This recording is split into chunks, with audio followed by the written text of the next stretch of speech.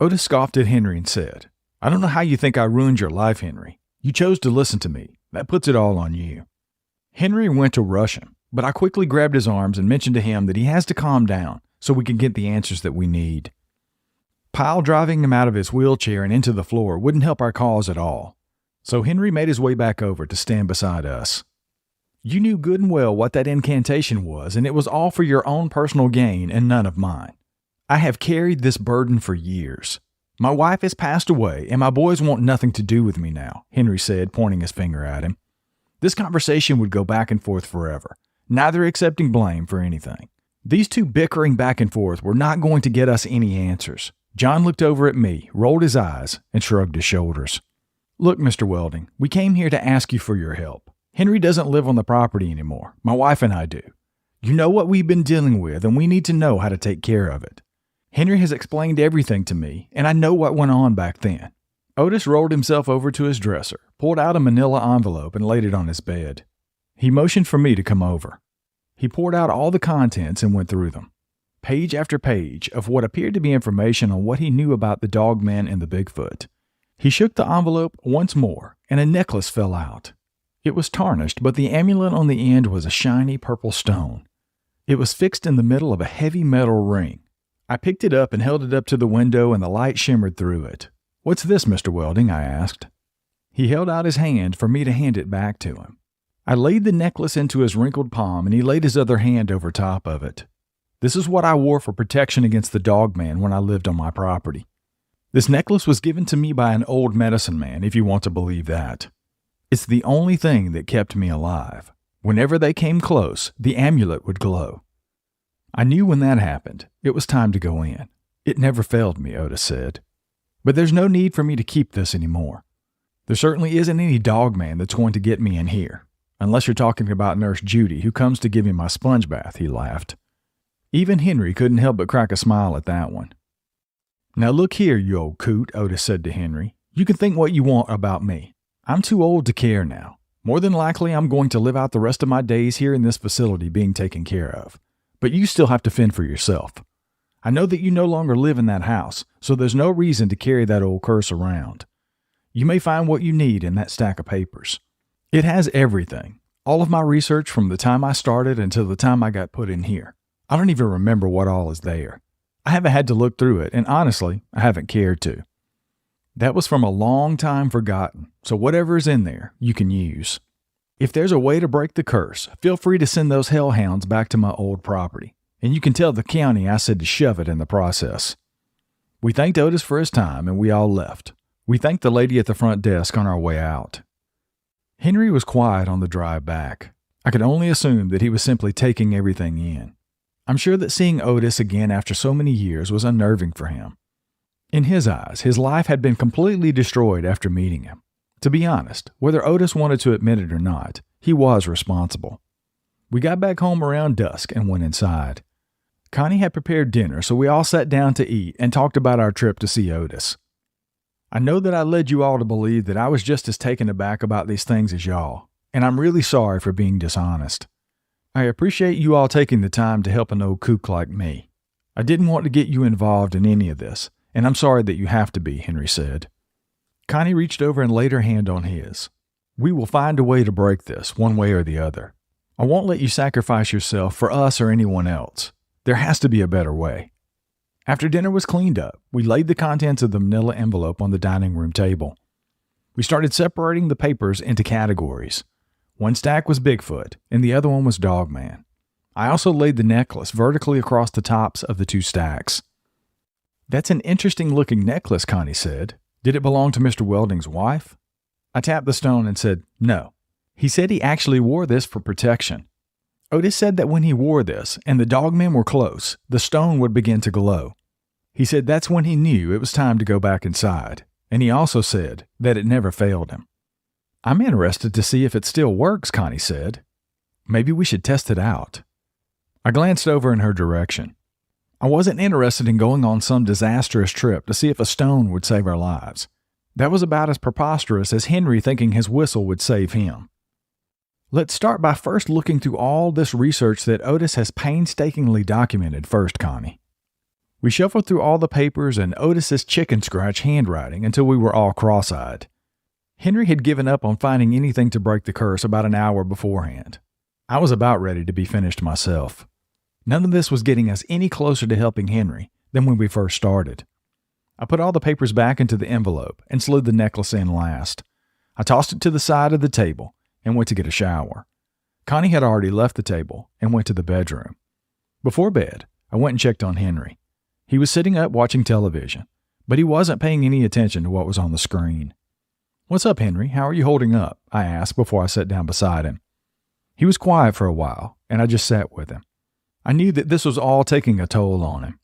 He carried this secret around for many years.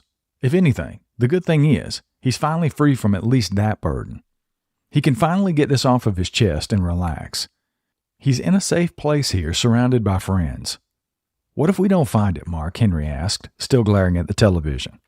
"What if the only answer is the one that we're trying to avoid?" I got up and walked to the fridge and grabbed 2 beers. I handed one to Henry and sat back down. "We're going to figure this out, buddy. Don't worry. We'll keep searching until we find the answer." I could only hope that I was right. This wasn't exactly my area of expertise, and we were all still learning about these cryptids. Having Henry show up and finding out that he has some blood curse on him was something else that we would all have to learn about, and quickly. But I could see that even though we had only began the search for the answer, Henry was already feeling like he should just give up. He felt like all was lost and there was no hope. I looked over at him and he had leaned back on the couch with his eyes closed. I took the near empty bottle of beer from his hand, covered him with a blanket, and went to bed. John and Marie came over the next morning and we all sat on the front deck drinking coffee and enjoying the sunshine. Henry walked out a little later and joined us. Marie hadn't been with us for a while, so she had to be filled in on everything. John had told her some things, but not everything. "That's so bizarre," Marie said. "What are you guys going to do?" "The only thing we can do, Marie.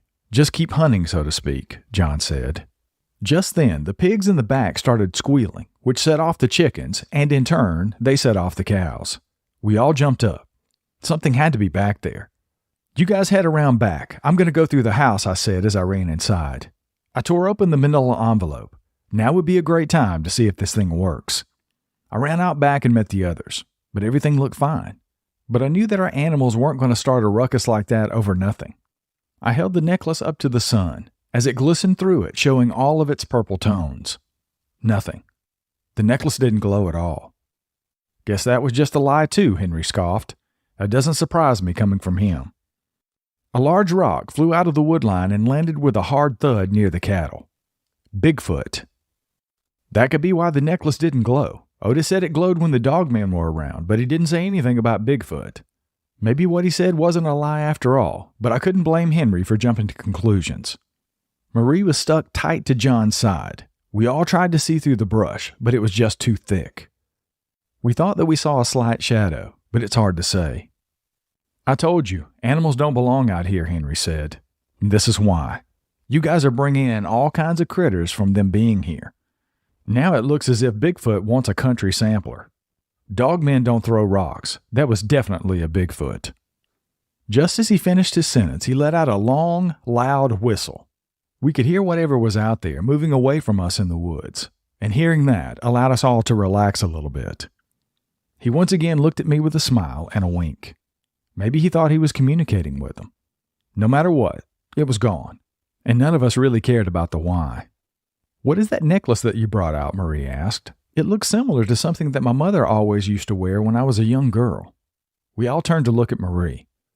Could it be possible that her mother wore a necklace the same as this for the same reason? She said that she experienced dogmen at her house and she saw one when her mother was out hanging up clothes. But is it possible? That's the question. It would be a stretch. "This is a dogman necklace, Marie," Connie said, taking it from my hands. "If you have this necklace with you or you're wearing it and there's a dogman near, the purple stone will glow. It's really cool, isn't it? It's like a protection stone."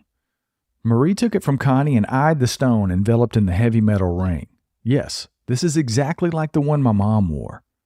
I remember it perfectly now. She never really went anywhere without it, at least when we were at home.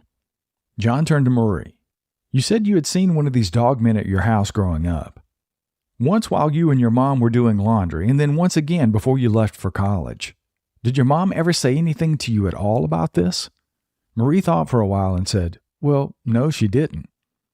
I knew the day we were hanging laundry to dry, she went inside and asked me to finish. And when I left for college, she didn't come outside. She stood inside the door and waved as I pulled off." John appeared as though he were letting all this run through his mind. I could see him questioning everything. I was right then. Why would a mother leave her child out to finish laundry knowing there was a dog man around? Plus, she let her daughter leave and didn't join her outside before she left? Wouldn't a mom want their child to be safe over their own safety? I know Connie and I didn't have any children. However, I would think that that's how it is, or how it should be. "Any idea where your mom got that necklace, Marie?" Henry asked. "No, I have no idea. I just know that she always had it on as far back as I can remember." "Are you guys thinking that she knew what the necklace meant and that's why she always wore it?" Marie asked. "To me," John said, "it would make sense. But why she wouldn't tell you about these dog men and you had to find out about it all on your own is something that I definitely don't understand." With all the threats to our animals and the property gone, we all went inside. A plan was what we needed, so we all gathered in the living room to talk things through. I think at the end of the conversation, much to the girls' dismay, me and the guys had all agreed that we should camp out. I was totally against the idea at first, but if these things are gathering up near the house, maybe if we stayed near the second creek, we would be safer. Plus, we were now armed with more knowledge than we'd ever had before, and we had our detection necklace if this thing actually worked. If not, I always had the Hulk hiding inside me, wanting to come out as long as Henry would be nearby. I actually think it would be a smart idea if we got Ashton involved in this, and he and I can stay near the cave where the Bigfoot was throwing rocks at us, and then you and Henry can stay here near the second creek, John said. Marie stormed off and stopped right before she bolted out the door. "This is ridiculous, John, and you know it. If you want to go out there and put yourself in danger with no regard for me, fine, you go right ahead. You're a grown man and I don't control you. But I don't want to hear a damn word about how close you came to dying out there." The door slammed behind her and she drove off in the truck, dust flying up behind her. I had a feeling that Ashton's wife would feel the same way Marie did, probably to a higher degree since Ashton had children. This isn't worth breaking up marriages over, honestly. This isn't technically their problem. It's mine and Connie's property, not theirs. I understand them wanting to help, but with the toll it's beginning to take, maybe we should reconsider our plan. I tell you what, John, I'm going to take you home, seeing as how Marie left in your truck. There has to be a different way to handle this. It's either going to have to be just me and Henry who go out there, or maybe we need to come up with a different plan altogether. I'm not going to break up homes over this. I couldn't blame Marie. I knew how crazy doing that would be, but I for one was tired of dealing with this, and now it's not just the cryptids on our property we're dealing with. It's helping someone else other than ourselves. Henry is a good enough person not to leave us here with our own mess to deal with on our own. He doesn't have to stay, but he does. He wanted to clear us as well as himself from this terrible curse that he unintentionally brought to our property. Connie, Henry, and I sat out on the back deck later that day, surveying the woods where the rocks flew from the trees and landed in front of us. We had to figure out something to do. All the work we had put into this thus far would be useless if we didn't. How about the two of you go into the woods, take the necklace and everything you would normally take to camp. Mark, you're armed with whatever this is that you feel when Henry and the dogmen are around, and you also have the necklace. I don't want you to put your lives in danger, but this is getting monotonous. Then, the rest of us, whoever wants to, can stay here at the house to back you up if you need help. It's the only way, Connie said. Henry looked at me and smiled. She has a point, you know. It's the only way that really makes any sense when you look at everything as a whole. You're the current property owner, and I'm the previous owner who started this whole thing to begin with. We have to be the ones to put an end to it, once and for all. After talking to Marie, John was able to calm her down. The new plan was discussed and agreed upon. Henry and I would be the ones to go out into the woods, camping. The rest of the gang would set up at our house to keep an ear out. I was able to rent some equipment to help us navigate a little easier, and I also rented a FLIR camera. It would allow us to see both the dogman and the Bigfoot if they happened to be lurking about. Henry and I walked back into the woods, straight back to the second creek to set up camp. We arrived there shortly before dusk, so the woods were still noisy with birds and other things scurrying about. Well, I reckon all we have to do now is wait. Once the sun goes down, that should be when the real fun begins. I know for a fact that you and Connie hadn't stayed out here at night, and Ashton hadn't spoke of it either. That would mean that no one else has been out here since I was here last, Henry said. That will spark some curiosity. I hate that we can't be in both places at one time, I told him. But I think we're positioned in the best place for the dogmen. The Bigfoot are closest to the cave, not over here. Yeah, not too much to worry about with Bigfoot, Henry replied. I had to take his word for it because the last run-in we had almost ended in a concussion. We stoked the fire once again and the sun had finally set. With the flames and flying embers, more than likely any small animals would avoid this area, leaving only our sounds and the sounds of the dogman. Currently, however, everything was quiet except for the insects and frogs. Henry and I sat talking about many things that evening, and it made me even more determined to help him. He was a genuine soul, and you don't find many of those around these days. He had a big heart, and family meant more to him than anything. Now, what family he had left wanted nothing to do with him. It was heartbreaking to hear him talk about it. Then silence fell across the whole area, like a large hush pushed through the trees. Henry and I both looked at one another, barely taking a breath. We listened intently for anything, but it was so quiet it almost hurt your ears. Just across the top of the trees, a short distance away, we heard a Bigfoot whistle and then a tree knock in reply. I wonder what they say when they do that. Is it just a location signal? Are they saying that they sense someone? Or are they saying there's danger? I had always heard on the shows that I listened to that the people in the woods would yell or knock on the trees to see if a Bigfoot would talk back to them. But do they really know what they're saying? I would have to say that that would be doubtful at best. No one really seems to know too much about them. Showtime, Henry said with a smile. Now we wait to see if the dang dogs come. The Bigfoot sound as if they're still positioned near the old cave. Is that why you always sat nearest the first creek, Henry? Because the Bigfoot were mostly there? I asked. He chuckled. Yeah, boy. I knew they wouldn't let anything get to me. They would just whistle and I would whistle. I felt like I was safe there. I never had anything like you and John experience happen to me in that spot. These were strange beings. That solidified for me that what happened to us was a one-off with a rogue. Maybe when Henry did that incantation spell, it brought over more than he bargained for or opened up something he wasn't expecting. Then again, none of this was expected. It wasn't supposed to happen the way that it did to begin with. Do you reckon the Bigfoot know about what you did, Henry? I asked him. You know, with the spell. You said that the Bigfoot were here first. Do you think they were able to sense what was happening? I absolutely do, Mark. Bigfoot are a lot like us, in my opinion. There's something special about them, though. Different. They carry something we don't or can't. I don't know what that may be, however. But they were able to keep these things away until I did what I did and then flooded the area. Now, I think there's a turf war. That's why you see the Bigfoot near the cave where some of the dogmen reside and the other dogmen up here where we are. I thought about that for a minute, and it dawned on me. Henry, are these the same dogmen from the same pack? Dogs have the same pack that they're with most of the time. Do you think these dogmen near the cave are one pack, and these up here, who seem to be more sinister, are the ones from Otis's property? Henry was silent as he took that in. I was beginning to think that the idea never crossed his mind, but to me, the answer was clear. If this were the case, and I'm leaning for it to be, the ones at the cave are the ones that have been here all along and are easily controlled by the Bigfoot. If not, and they're all in the same pack, these that are up here would be in the cave as well. But they're not. And in that case, the one I shot wasn't rogue. The one I shot was from Otis's property, and therefore wouldn't be under the control of the Bigfoot here at all. You're right, Mark. I can't say that I ever thought about that, but it definitely makes sense. That's the only thing that it could be. The dogman that came from Otis's property probably tried to assert their dominance here and failed, so they're separated now. They're two packs. None of them good, I might add. But these could be far worse here, Henry said.